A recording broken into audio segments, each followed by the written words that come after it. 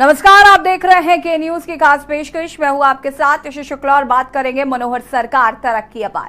CM Manohar Lal के नेतृत्व में हरियाणा प्रदेश विकास के पथ पर लगातार आगे बढ़ रहा है। भारतीय जनता पार्टी ही एकमात्र ऐसी पार्टी है जो देश व प्रदेश के लोगों के स्वास्थ्य, शिक्षा, विकास के साथ साथ उनके हितों का पूरा ख्याल रखती है।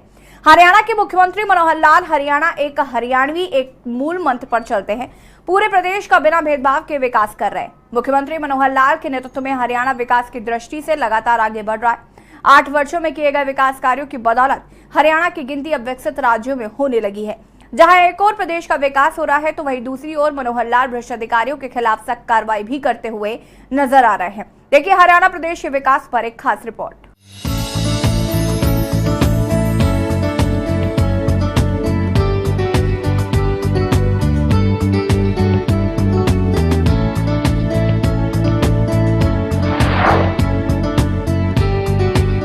प्रधानमंत्री नरेंद्र मोदी द्वारा दिए गए सबका साथ, सबका विकास और सबका विश्वास नारे को साकार करते हुए मुख्यमंत्री मनोहर लाल ने 9 सालों में हरियाणा की तकदीर और तस्वीर बदलने का काम किया है।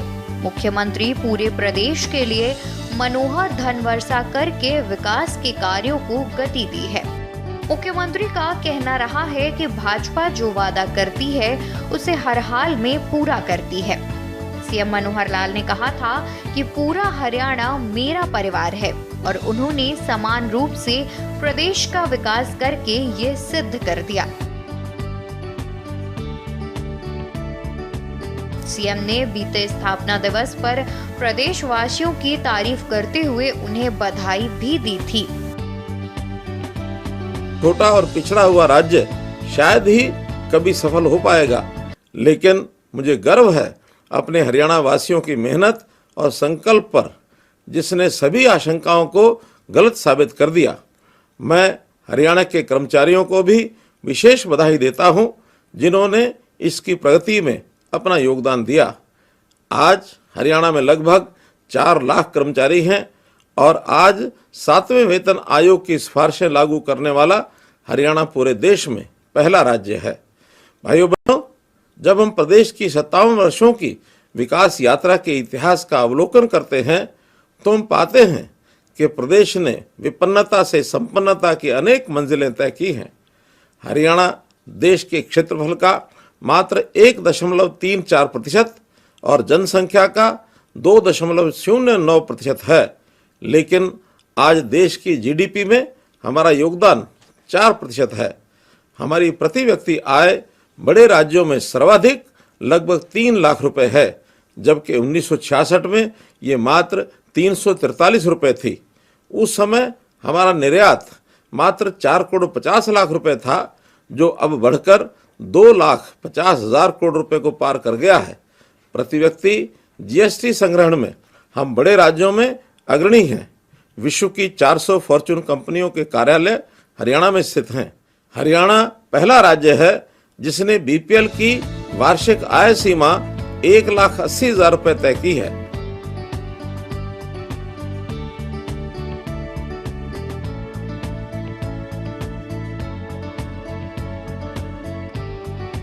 कुछ सालों पहले जनता में पिछली सरकारों के प्रति ये सोच बनी हुई थी कि जहां का मुख्यमंत्री होगा वहीं विकास होगा, लेकिन सीएम मनोहर लाल ने इस परिपाटी को पूरी तरह से बदल दिया, जिसका अब हरियाणा की जनता भी सराहना कर रही है।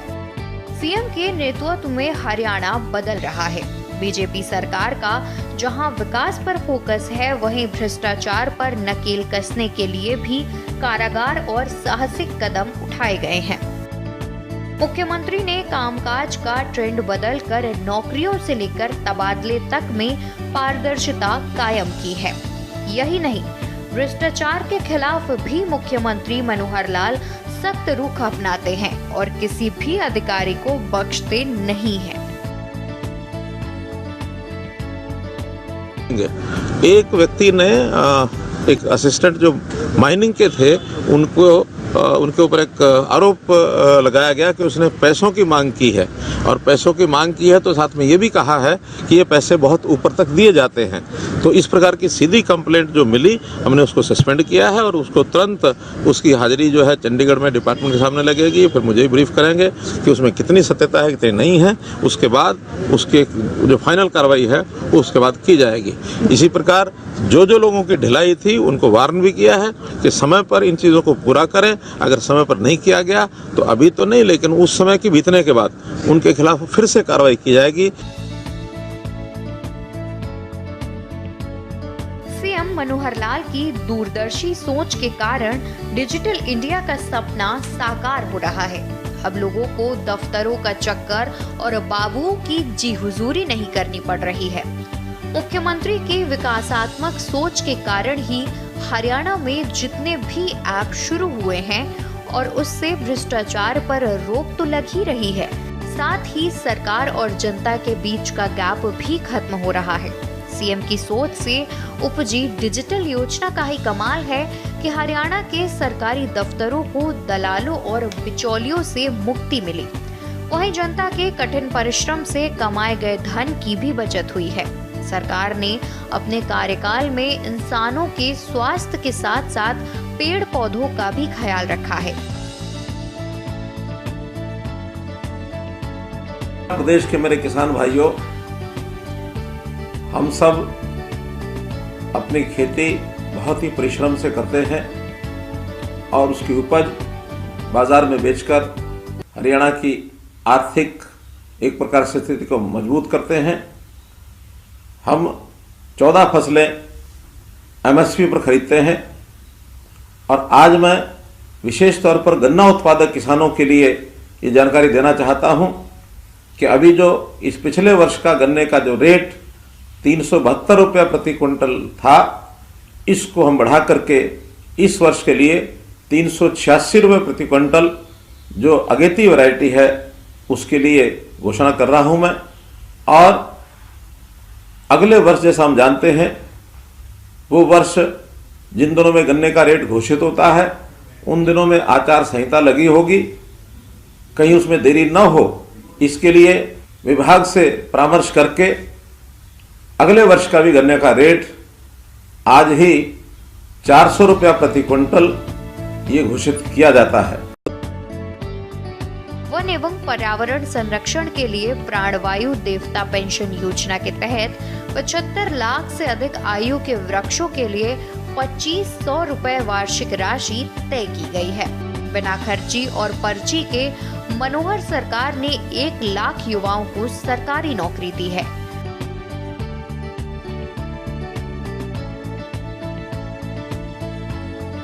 पात्रता परीक्षा लागू करके युवाओं को बार बार प्रतियोगी परीक्षाओं से छुटकारा भी दिलाया है।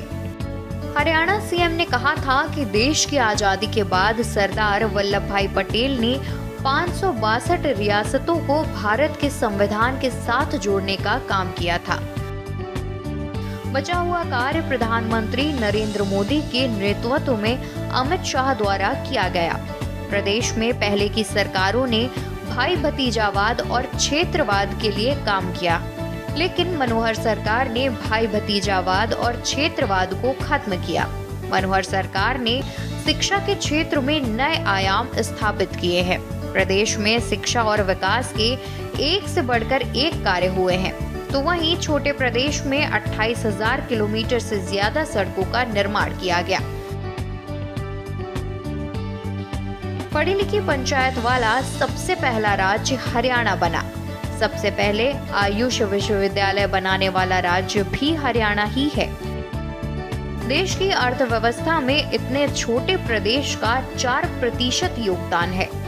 मुख्यमंत्री मनोहर लाल ने जनसभा को संबोधित करते हुए कहा था कि कल ही हमने हरियाणा का स्थापना दिवस मनाया। 9 साल में हमने समाज के अंतिम पंक्ति में खड़े व्यक्ति को योजनाओं का लाभ पहुंचाया।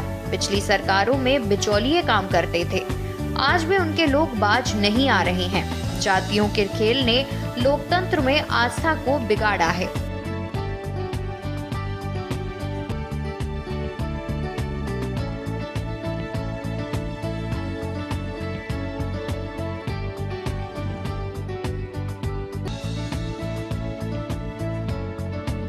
आज हमारी बेटियां हर क्षेत्र में हरियाणा का नाम और मान दोनों बढ़ा रही हैं। हमारी बेटियों व बेटों ने खेलों में भी अपनी उपलब्धियों से देश विदेश में झंडे गाड़े हैं। पिछले 3 ओलंपिक में देश के 15 पदकों में हरियाणा के खिलाड़ियों ने 9 पदक जीते हैं। इसी प्रकार पिछले 3 एशियाई खेलों में देश के 191 पदकों में से हमारे खिलाड़ियों ने 55 पदक जीते हैं। हाल ही में संपन्न एशियाई खेलों में देश के 107 पदकों में से 30 पदक हरियाणा के खिलाड़ियों के हैं। बहनों भाइयों, इस अवसर पर मैं हरियाणा प्रदेश की महिलाओं की कर्मठता का जिक्र न करूं तो इन 57 सालों की गाथा अधूरी ही रह जाएगी। राज्य के चहुमुखी विकास में महिलाओं की बराबर भूमिका रही है। वे परंपरागत रूप से कृषि, पशुपालन और घरेलू उद्योगों के जरिए प्रदेश की अर्थव्यवस्था में उल्लेखनीय योगदान करती आई हैं।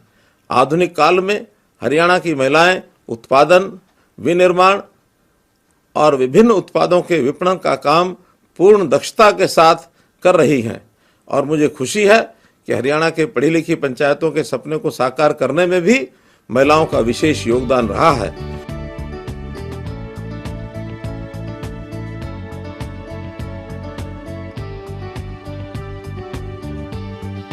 मनोहर लाल ने कहा था कि हमने वोट बैंक की राजनीति से ऊपर उठकर समाज को एक सूत्र में बांधा है। हमने तकनीक का सहारा लेकर समाज के अंतिम पंक्ति में बैठे व्यक्ति तक योजना का लाभ पहुंचाया है। सरकार आपके पास पहुंचे ये सुनिश्चित किया। हमने यह स्वाभिमान जगाया कि हम सब हरियाणवी हैं। पहले की सरकारों में गरीबों के साथ 420 की गई। विपक्ष कहता है कि पोर्टल खत्म कर देंगे। जितना ज्यादा बोलेंगे उतना ज्यादा जनता सचेत हो रही है। जनता को मालूम है कि तकनीक से ही उसे योजनाओं का लाभ मिल रहा है। सीएम मनोहर लाल हरियाणा की पूरी जनता को अपना परिवार मानते हैं। हर किसी की चिंता करना उनका दायित्व है। सरकारी योजना हमेशा जनता के लिए खोल कर रखते हैं और कभी कोई कमी नहीं आने देंगे। सभी प्रदेशवासियों को एक दृष्टि से देखा और आते ही यही मूल मंत्र दिया था, हरियाणा एक, हरियाणवी एक। हमने हर एक गरीब तक उसका हक पहुंचाने के लिए आईटी का प्रयोग किया और दफ्तर, दस्तावेज और दरखास्त को खत्म कर दिया ताकि किसी के साथ पक्षपात न हो और किसी भी गरीब का हक कोई और न ले जा सके। गरीबों के घर में सरकारी नौकरी दिलवाने के लिए 5% अतिरिक्त अंक का प्रावधान किया। पर्ची और खर्ची के सिलसिले पर अंकुश लगाया। 1 करोड़ से ज्यादा प्रदेश की जनता को योजनाओं का लाभ मिल चुका है। स्पेशल